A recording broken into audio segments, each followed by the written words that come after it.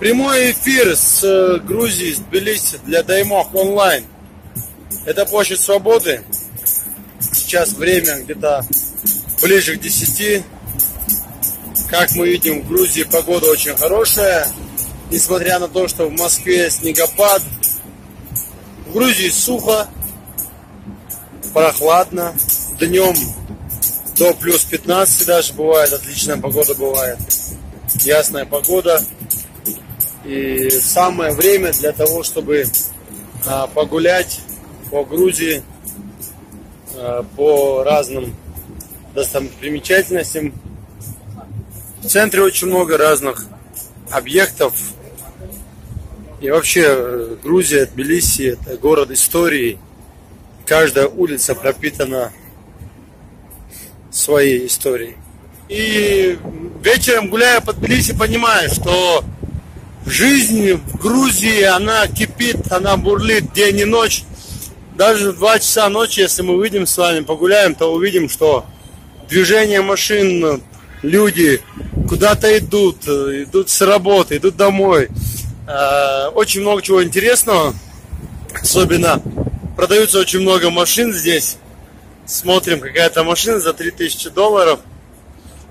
Очень много проката автомобилей. И также вообще в Грузии, если ехать, то надо ехать со своей машиной, потому что здесь очень много красивых мест. Не только Тбилиси, но и очень много горных районов. Это и Кахетия, это и Сванети, и Гудаури. Поэтому всем советуем именно на своей машине ехать в Грузию. Если улица, на которой мы сейчас с вами находимся, Шорта Руставели, улица очень длинная, очень загруженная, поток машин здесь всегда. Почему же я пришел в это место? Потому что здесь очень много магазинов, очень много халяльных заведений, и мы даже можем с вами наблюдать посольство Турции, флаг Израиля, флаг Евросоюза и грузинский флаг. Видимо, здесь какое-то посольство, здесь разные именно заведения. Ну, что относительно курса, 1000 рублей здесь стоит 44-45 лари. Что же это значит? Если вы здесь разменяете 1000 рублей, то вам здесь дадут 42-43 лари. Что примерно выходит 22 рубля, ну, 22,5 рубля за 1 лари. Очень много японских, очень много немецких автомобилей, что неудивительно, потому что здесь до этого года не было вообще как бы такого понятия, как растаможка. Здесь машины покупали за копейки на аукционах в Японии, покупали с Германии, привозили здесь, ездили, пользовались, и очень хорошие на самом деле автомобили.